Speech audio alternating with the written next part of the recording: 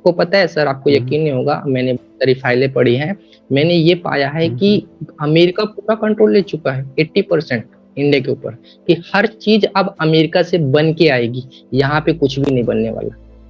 पता है कैसे? वो जो मोदी जी का जो सोनिया, आपने नाम सुना है? सोनिया नाम की लड़की थी, उसका चक्कर चल रहा था मोदी जी का, उसकी पूरी फाइल खोल दी उन्होंने, और ये बात छुपाने के लिए ये लोगों ने देश के साथ समझौता कर। एक बात कैसे पता चला? सर मैं आपको बताता हूँ, इनका एक बीजेपी का एक नेता है और एक लड़की थी सोनिया नाम की, और जब ये मुख्यमंत्री हुआ करते थे नरेंद्र मोदी, तब उसके साथ में चक्कर चल रहा था, उसका पीछा करवाते थे।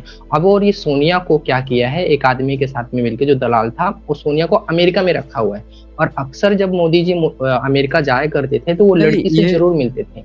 ये जो इन्फॉर्मेशन आप बता रहे हो, इसका ये कैसे पता चला? ये सारी जानकारी कहाँ से पता चली? ये सारी जानकारी अमेरिका के पास तो है ही भाई, वो तो एक लूप होल रखा है ना पास में, अमेरिका साहब, ये इंडिया के मोदी बातें तो पहले भी दिल्ली विधानसभा में एक मंत्री जो हैं आजकल बीजेपी में शामिल है, वो बंदे ने तो ये बात सब खोली थी और डिटेल्स में खोल दी थी। उसने तो विधानसभा में पूरी बातें इस तरह की बहुत सारी बातें बोली थी। अब वो वीडियो भी नहीं मिलता, पता नहीं इन लोगों ने वीडियो उसको गायब करा दिया, क्या करा दिया। पर मैं ये जानना चाहता हूँ कि अच्छा अभी भी वीडियो है? अवेलेबल है सर, अभी भी अवेलेबल है, बहुत सारे लोगों के पास में पड़ी हुई है वीडियो। अभी मैंने वो वीडियो तो मेरी आंखों से भी देखा, बहुत ही उसके साथ में हाँ, वो तो बहुत जबरदस्ती कर डिटेल्स रहे हैं। में बता दिया, और अब उसी पार्टी में चला गया। खास बात क्या है, अब वो उसी पार्टी में काम कर रहा है जिसकी बंदे ने वो पोल खोली थी। तो इनके तो मतलब अलग ही कहानी चल रही है, क्या-क्या चल रहा है। अब देखें, ये चीज़ हमें नहीं पता है कि इसमें कितना सच्चाई है, कितना नहीं सच्चाई है। लेकिन ये जो डील हुआ है, हाँ, लेकिन ये जो डील हुआ है, इसमें अचानक से इस तरह ट्रेमेंडस डॉलर दाम धड़ाधड़ भागे जा रहा था। मुझे तो लग रहा है कि 91 पार 92 पर पहुँच रहा था। फिर डील होता है तो कुछ देर के लिए रुकावट होता है। देखें क्या कहाँ जा रहा है, क्या होगा, क्या नहीं होगा, इन लोग पता ही नहीं चल रहा है कुछ तो इनके। सर क्या है? बता रहा हूँ, जो फाइल एग्रीकल्चर की जो फाइल थी, जो यहाँ पे चीजें आने वाली थी अमेरिका से, वो 2002 से अटकी हुई थी। ऐसी कौन सी परिस्थिति आ गई है? और जो आपको मैंने ये सब पॉइंट जोड़ता हूँ सर, ये जो यूजीसी कानून लाया गया है, ये देश को ध्यान भटकाने के लिए ही ये बीच में घुसेड़ा गया है, ताकि ये डील हो सके, ताकि लोगों का ध्यान वो फैलाया जा सके, जो कि बहुजन को समझना चाहिए कि ये बहुत बड़ा चोट कर दिया है जो एग्रीमेंट किया है सर। आज देश का जो किसान है, जो किसान का डेयरी उद्योग और क्या-क्या है, वो सब तो बड़ा उसमें चला जाएगा। सर अब खत्म हो गया, अब कुछ नहीं कर सकते, कुछ नहीं कर सकते सर। अभी सोचिए, अभी भी अमेरिकन मुझे तो नहीं लगता है कि अमेरिकन किसी भी किसान से या वहाँ के डेयरी वाले से भारतीय लोग वो टक्कर ले पाएंगे, और वो भी जीरो वो है ना, जीरो शायद वो है टैरिफ है उन पे डेयरी। देखिए जैसे मैं बताता हूँ, अगर अमेरिका हमारे पास कुछ भी सामान बेचता है इंडिया में, तो उसमें 0% टैरिफ है, और अगर हम अमेरिका में कुछ बेचेंगे तो 18% वो है टैरिफ है। अगर हम बेचेंगे तो 18% वहाँ पे टैरिफ लगाने वाले हैं वो, अगर वो बेचेंगे तो हम 0% टैरिफ लगाएंगे। तो आप सोचिए कितनी हाँ, ये कौन सा डील हो गया? मतलब ये तो बहुत निगेटिव डील, मतलब ऐसे सुन के लग रहा है। वो सोनिया मैडम आज भी जिंदा है, ठीक है ना, और उन्होंने सब करवा लिया है अपना काम, ठीक है ना, बहुत सारी फंडिंग कर रहा है अमेरिका उनको, और ये बात बहुत सारे जो ये विदेशी मीडिया है वो बातें निकाल भी रही हैं। मैं तो सोशल मीडिया में काफी एक्टिव रहता हूँ, तो ये सब चीजें देखता रहता हूँ। और सबसे बड़ी बात की सर, और अभी जो मंदिरों की बात हुई, देवियों की एक दादा बात कर रहे थे कि यहाँ पे कुल देवियां होती हैं। हाँ, कुल देवियां होती हैं, उसका सबसे बड़ा एविडेंस क्या होता है कि भरौती स्तूप की मैं अक्सर आपसे बातें करता हूँ, वहां पे ना एक भरौती स्तूप की ना यक्षिणी मूर्तियां बहुत सारी लगी हुई थी उसके गैलरी के आसपास की। तो वो जो उसमें से काफी सारी मूर्तियां हैं, मैंने रिसर्च में पाया कि मेरे शहर में आज भी मंदिरों में लगी हुई हैं ऐसा। और एक मंदिर है यादी शक्ति माँ काली का मंदिर, मैंने उसमें रिसर्च किया, तो उसमें ना पाली जो लैंग्वेज होती है पाली, उसमें लिखी हुई है वो बातें। और आप यकीन नहीं मानेंगे सर जी कि मैं 80% कामयाब हो चुका हूँ, वहाँ के लोगों को कन्विंस कर चुका हूँ कि इस मूर्ति को एक असली पहचान दी जाए, और उसको मैंने अभी जो इंडिया का जो वो है ना, एक एलेक्जेंडर कनिंघम, उनके बुक का हवाला भी दिया मैंने उनको, उनको सारी डिटेल भी बताई, और मैंने आर्कियोलॉजी वालों को भी मैंने मेल वगैरह लिखा है कि इस मूर्ति को संरक्षित किया जाए, इसको असली पहचान दिलाई जाए, और इस जो माता का नाम दिया गया है उसको हटाया जाए। तो वहाँ के लोग एग्री भी हो गए हैं अभी काफी सारे, पर वहाँ पे एक ब्राह्मण कम्युनिटी है जो मंदिर से बहुत पैसा कमाती है, और उसको बोलते हैं कि गांव की रक्षा करने वाली देवी है। अभी मेरे पास उसकी फोटोज हो गई। मैं सर यहाँ पे मैं अवतार चेंज करके आपको उसकी फोटो दिखाता हूँ। नहीं सर, अभी ऐड नहीं कर सकता, मैं नेक्स्ट टाइम आऊंगा तो उसकी सारी डिटेल बताऊंगा। मैं शहर पे आपको मैं बताता हूँ, भरौत स्तूप के जो अवशेष है मैंने मेरे रिसर्च में पाया है, और सबके नाम और रिकॉर्ड है मेरे पास। 24 से ज्यादा ऐसे मंदिर हैं जिसमें भरौत स्तूप के अवशेष लगे हुए हैं, साफ साफ दिख रहे हैं। तो मैंने आर्कियोलॉजी वालों को ये भी मेल लिखा है कि कल को अगर ये मंदिर अगर टूट रहे हैं या फिर इनका कोई रिन्यू हो रहा है तो इन पत्थरों को वापस से निकाला जाए, और एक सतना में एक भव्य स्मारक मतलब एक म्यूजियम टाइप बनाया जाए। और वहाँ पे मैंने ये भी मेल लिखा है, मेरे एक सांसद जी को भी मेल लिखा है, वो तो है मनुवादी टाइप का ही है, बीजेपी का है, पर वो मेरी सुनेगा नहीं, पर मैं दबाव बना रहा हूँ हमारे लोगों को लेके साथ में कि वहाँ पे एक म्यूजियम बनाया जाए, और वहाँ पे जितने भी अवशेष है भरौत स्तूप के जो बचे हुए हैं, जो मंदिरों में लगे हुए हैं, उनको निकाला जाए और वहाँ पे वो चीजें रखी जाए। क्योंकि वो जो स्तूप है भरौत स्तूप, उसने इतिहास को काफी चेंज किया है, सोचने पे मजबूर किया है लोगों को। तो अगर उतनी बड़ी विरासत, और ये जब इतिहासकारों को सोचने पे मजबूर किया है वो चीज, तो उसके जो बहुत सारे अवशेष है हिंदूवादी मंदिरों में मठों में लगे हुए हैं, उसको वापस लाया जाए और उसका संरक्षण किया जाए, ऐसा। और मैं अक्सर अपने दलित भाइयों को और अपने बहुजन समाज के लोगों को यही बोलूंगा कि आप कोई बुक पढ़ो चाहे ना पढ़ो, पर कनिंघम की बुक जरूर पढ़ो। उसमें आपके लोकल जो धरोहर है उसके बारे में आपको जानकारी मिलेगी, उससे आपको बहुत हौसला मिलेगा। क्योंकि कनिंघम की बुक पढ़ने से मैंने पढ़ना स्टार्ट किया, तो मैं जानता ही नहीं था कि मेरे शहर में इतनी सारी चीजें हैं। जब मैंने उसको पढ़ना स्टार्ट किया तब मुझे पता चला कि यहाँ पे ये चीजें हैं, यहाँ पे ये चीजें, क्योंकि उस बंदे ने हर चीज डिटेल में लिखी है। उस बंदे का शुक्रिया अदा करना फुल रिसर्च है, बहुत तगड़ा मतलब रिसर्च है बंदे ने। एक-एक आप वो देखो ना डिस्टेंस कितनी मेहनत की होगी। मैं तो आश्चर्यचकित रह गया कि भारत में आज जितने भी बुद्धिस्ट प्लेस हैं, सबके बारे में सटीक निष्कर्ष निकालना, खोजना, दूरी मिला-मिला के जगह की खुदाई करवाना, ये ज़मींदारों से, पंडों से उस जगह को पैसे दे-दे के खाली करवाया है। सोचिए तब उस जगह को गिरवा के संरक्षित घोषित किया। घर बना-बना के बैठ गए थे तब।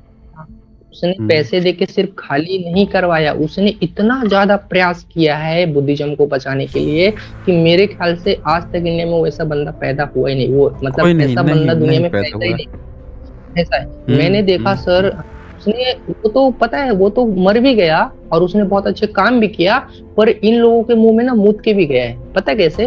वो पहले से किताबों में उन जगह के बारे में लिख दिया है जहाँ पे आज भी अवशेष पड़े हुए हैं, जिनको वो ले नहीं पाया, है ना, ताकि आने वाले के बच्चों को पता चल सके कि वो चीज आज भी अवेलेबल है।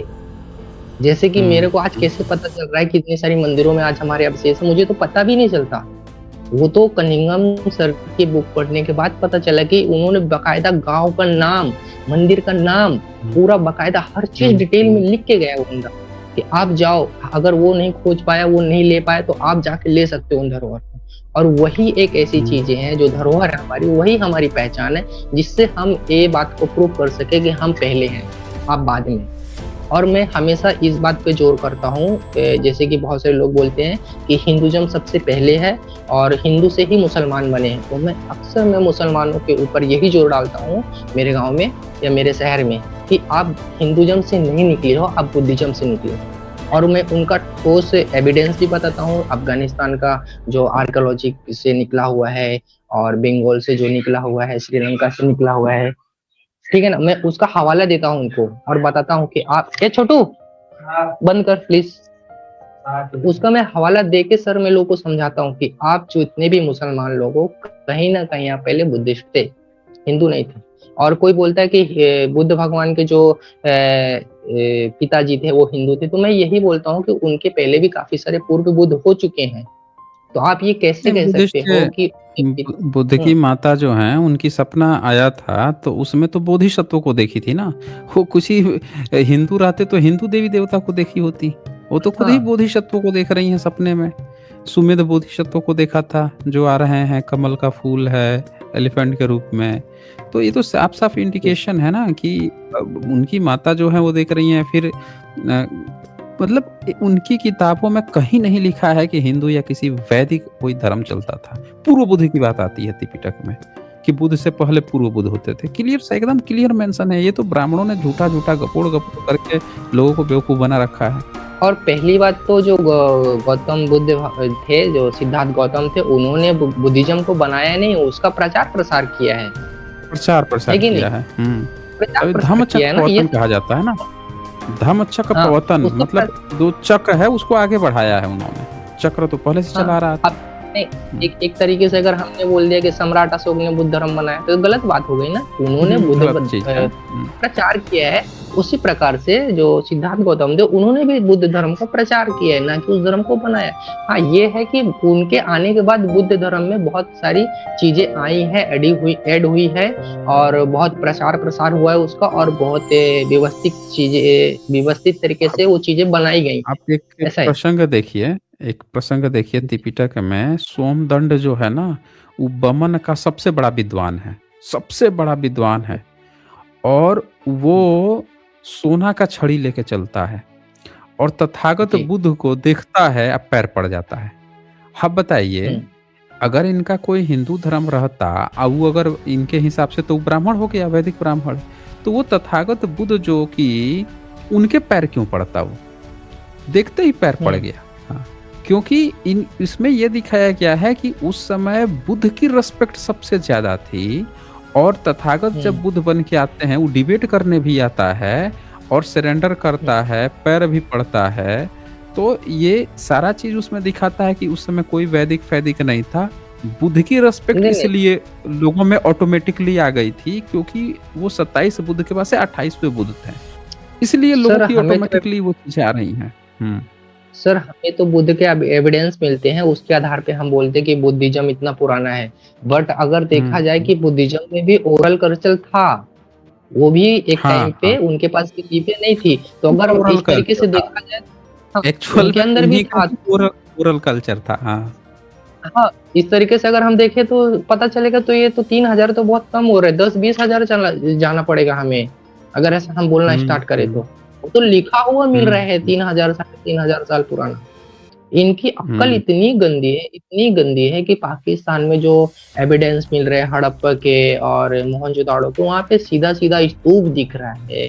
हाँ, लोग, अंधा हम्म। आदमी भी ना ऐसे ऐसे हाथ में पकड़ के बोल देगा कि ये स्तूपा है, उसके बावजूद भी उसमें सील में एक कौन से तो भगवान घुसेड़ रहे हैं, पशुपति। अरे भाई, क्या पागल हो के भांग भींग का नशा खाते हो क्या? और वैसे भी तो ये लोग खाते ही भांग का नशा, भांग का आविष्कार ही इन्होंने किया है। हाँ, तो ये लोग सच में बड़े ईश्वर ना नशेड़े, छोड़े, ईश्वर अंधे को आदमी। ईश्वर को चढ़ा दें।